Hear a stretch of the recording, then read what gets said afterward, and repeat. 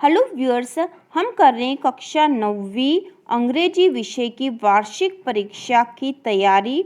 वार्षिक परीक्षा में कक्षा 9वीं अंग्रेजी में जो जो प्रश्न आने वाले हैं उन महत्वपूर्ण प्रश्नों को आज हम तैयार करेंगे। इसके पहले भी अंग्रेजी विषय के प्रश्न बैंक के सारे वीडियो बन चुके हैं। यदि आपने नहीं देखे हो तो चैनल पर देख लीजिए, क्योंकि सारे प्रश्न बैंक में से ही आए थे गणित के पेपर में। ठीक है, गणित के पेपर में सारे प्रश्न बैंक में से ही आए हैं और इन सारे प्रश्नों को हम पहले हल कर चुके थे गणित में भी। और इसी प्रकार हम मान सकते हैं कि 9वीं में भी अंग्रेजी विषय में प्रश्न बैंक में से ही सारा पेपर आने वाला है। तो आपको अंग्रेजी की प्रश्न बैंक को हल करना है और कक्षा 9वीं की अंग्रेजी की प्रश्न बैंक का संपूर्ण हल चैनल पर उपलब्ध है, आप आसानी से देख सकते हो। डिस्क्रिप्शन में भी उसके महत्वपूर्ण वीडियो की लिंक दे रखी है, जिससे कि आप देखकर उनको आसानी से कर लो। तो हमें 9वीं में अंग्रेजी में 100% तैयारी करनी है। ठीक है, 100% तैयारी करेंगे तो शुरू करते हैं 9वीं अंग्रेजी वार्षिक परीक्षा की तैयारी। तो इसमें सबसे पहले हमने अनसीन पैसेज कर लिए थे। ठीक है, ये अनसीन पैसेज हम कर चुके हैं। यदि आपने नहीं देखा हो तो नीचे लिंक दे रखी है, उस पर आप जाकर देख सकते हो। इनको पूरा संपूर्ण हल हमने कर लिया है। इसके साथ ही फॉर्मल और इनफॉर्मल लेटर का भी वीडियो बन चुका था। फॉर्मल और इनफॉर्मल दोनों ही प्रकार के क्वेश्चन हम कर चुके हैं। ये सारे हल आपके पास उपलब्ध है, चैनल पर आप देख सकते हो आसानी से। इसके साथ ही एस्से में हमने वंडर ऑफ साइंस का एस्से भी तैयार कर लिया है। वंडर ऑफ साइंस के एस्से की लिंक भी नीचे डिस्क्रिप्शन में दे रखी है। बहुत ही आसान जो एस्से है, बहुत आसानी से आप याद कर सकोगे, इस प्रकार का एस्से बनाया हुआ है।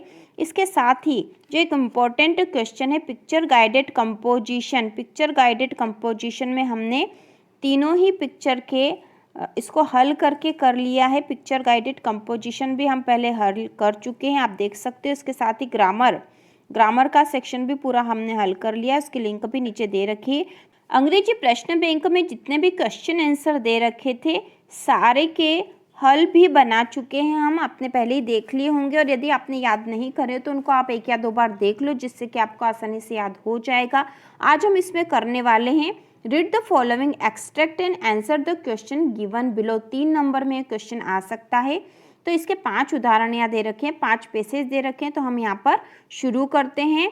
तो पहला है at the age of 2.5 Einstein still wasn't talking. तो आइंस्टीन जब 2.5 मतलब 2.5 साल के थे तब तक वो बोल नहीं पा रहे थे। When he finally did learn to speak he uttered everything twice. जब वो बोलना सीख गए तो वह हर बात को या हर शब्द को 2 बार बोलते थे। Einstein did not know what to do with other children and his playmates called him brother boring. Einstein को यह समझ में नहीं आता था कि दूसरे बच्चों के साथ क्या करना चाहिए, और उनके जो दोस्त थे उन्हें ब्रदर बोरिंग कहते थे। So the youngster played by himself much of the time. इसलिए वो अपने आप के साथ ही अधिकतर समय खेलते थे। He specially loved mechanical toys. Mechanical खिलौने उन्हें पसंद थे। Looking at his newborn sister. अपनी नई बहन मतलब नवजात बहन को देखते, नवजात बहन जिसका नाम माजा था, उसको देखते ही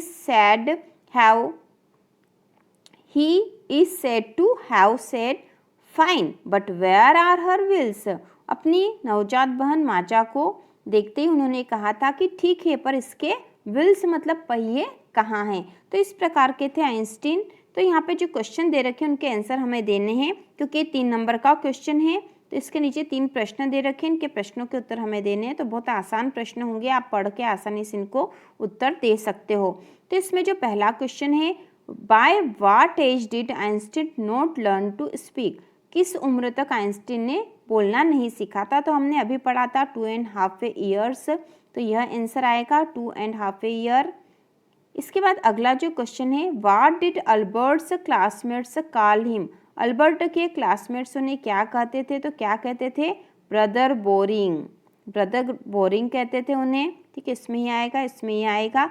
और अगला है what did Einstein love to play with. Einstein किसके साथ खेलना पसंद करते थे, प्लास्टिक टॉयज, मैकेनिकल टॉयज या फ्रेंड्स। तो इसमें आएगा मैकेनिकल टॉयज। ठीक है, मैकेनिकल टॉयज के साथ वो खेलना पसंद करते थे। अब हम देखते हैं अगला पैसेज 2 यह भी आपकी टेक्स्ट बुक में से ही है। Evelyn Glennie's loss of hearing had been gradual. Evelyn धीरे धीरे अपनी सुनने की क्षमता खो रही थी। हर mother remembers noticing something what was wrong when the 8-year-old Evelyn was waiting to play the piano. उनकी जो माँ थी, उसकी जो माँ थी, उन्होंने नोटिस करा था कि कुछ गलत हो रहा है। जब एवलिन 8 साल की थी और पियानो बजाने के लिए इंतज़ार वेटिंग के लिए बैठी थी, तब दे कॉल्ड हर नेम, तब उसका नाम पुकारा गया। एंड शी डिडंट मूव, लेकिन वह नहीं उठी। I suddenly realized she hadn't heard, और तब उनकी माँ ने यह रियलाइज महसूस किया कि वह सुन नहीं सकती है। सेस इजाबेल ग्लेनी, ऐसा इजाबेल ग्लेनी जो कि एवलिन की माँ थी, उन्होंने कहा था कि मैंने अचानक से महसूस करा कि यह सुन नहीं सकती, क्योंकि पियानो बजाने के लिए जब उसका नाम पुकारा गया तो वह वहाँ से नहीं उठी थी। For quite a while Evelyn manage to conceal her growing deafness from friends and teachers. लंबे समय तक या कुछ समय तक एवलिन अपनी डिफनेस मतलब सुनने की जो क्षमता उनकी खो गई थी उसे छुपाने में कामयाब रही। बट बाय द टाइम, लेकिन समय के अनुसार, she was Evelyn her marks had deteriorated and her headmistress urged her parents to take her to a specialist. और इसके कारण उनके जो मार्क्स थे, उनके नंबर कम होने लग गए थे, और उनकी जो हेड मिस्ट्रेस प्रधान जो थी उनकी स्कूल की, उन्होंने उनके एवलिन के पेरेंट्स को कहा कि आपको इसे किसी स्पेशलिस्ट को, विशेषज्ञ को दिखाना चाहिए। तो इस प्रकार एवलिन के बारे में यहाँ बात हुई है। तो हम अब क्वेश्चन आंसर करते हैं। 3 नंबर में आएगा यह। तो इसमें पहला, Evelyn's loss of hearing take place, तो कब शुरू हुआ था उनका लॉस ऑफ हियरिंग मतलब सुनने की क्षमता जो खत्म हुई थी, वह थी 8 ईयर ओल्ड से शुरू हो गई थी। ठीक है, 8 ईयर ओल्ड से शुरू हो गई थी। इसके बाद Evelyn manage to hide her deafness from, Evelyn अपना डिफनेस छुपाने में किससे कामयाब रही थी? हर मदर से, हर फ्रेंड्स से, या हर स्पेशलिस्ट से। तो इसमें आएगा हर फ्रेंड। इसके बाद है who urged her parents to take her to specialist, तो इसमें आ जाएगा हेड मिस्ट्रेस। हेड मिस्ट्रेस ने कहा था कि उसे किसी स्पेशलिस्ट को दिखाना चाहिए। इसके बाद हम अगला करते हैं तीसरा, her mother remembers noticing something was wrong when the 8-year-old Evelyn was waiting to play the piano. तो ये वापस से जो ऊपर हमने पैसेज नंबर 2 पढ़ा था उसी प्रकार का है। They called her name and she didn't move.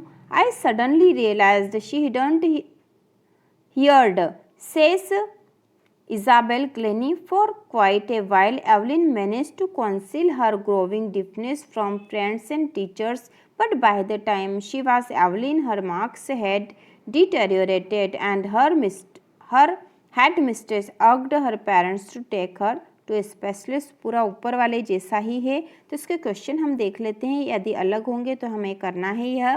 तो इसका है, पहला क्वेश्चन है, what made Isabel suspect Evelyn's hearing ability. तो ऊपर वाले पैसेज का अर्थ तो दूसरा जो पैसेज पढ़ा था उसी प्रकार का, लेकिन यहाँ क्वेश्चन अलग दे रखे हैं। तो यह प्रश्न पूछा है, what made Isabel suspect Evelyn's hearing ability. तो क्या किसके कारण इजाबेल जो एवलिन की माँ थी उनको संदेह हुआ एवलिन की सुनने की क्षमता पर? तो इसमें पहला, she didn't hear her name, या फिर है दूसरा, she missed her music lessons. इसके बाद तीसरा, she lost interest in studies. तो इसका आंसर आएगा she didn't hear her name, क्योंकि उसका नाम बोला गया था लेकिन तो भी वह उठी नहीं थी। तो यहाँ पे आंसर आएगा she didn't hear her name. इसके बाद दूसरा है, Evelyn's headmistress advised her parents to consult a specialist because she didn't score good marks. ये ट्रू है या फॉल्स है? तो हमें पता है इसका आंसर क्या होगा, ट्रू है, क्योंकि उसके हेड मिस्ट्रेस ने एडवाइस दी थी उसके पेरेंट्स को किसी विशेषज्ञ को दिखाने के लिए, क्योंकि वह अच्छे मार्क्स नहीं लाई थी, क्योंकि उसके नंबर धीरे धीरे कम होते जा रहे थे। तो यह ट्रू है। इसके बाद है, find the word phrase in the passage which mean the same as to hide. Hide मतलब छुपाना।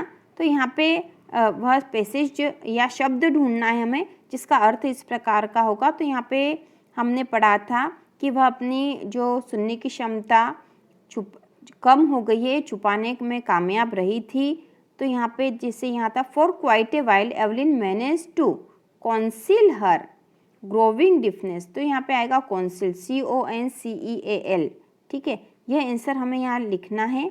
टू हाइड, ठीक है, टू हाइड इसका जो सेम मीनिंग वाला है CONCEAL, कॉन्सील, ठीक है, छुपाने में वह कामयाब रही, ठीक है। यहाँ पे है, इसको फिर से हम लिख लेंगे CONCEAL, ठीक।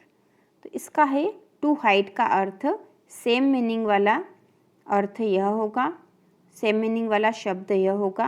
इसके बाद अगले वीडियो में हम करेंगे। तो इसी प्रकार के और वीडियो देखने के लिए और वार्षिक परीक्षा के इम्पोर्टेंट क्वेश्चन के लिए आप नीचे डिस्क्रिप्शन में जो लिंक है उसमें से आराम से देख सकते हो और आसानी से याद कर सकते हो। बहुत सरल भाषा में क्वेश्चन आंसर दे रखे हैं।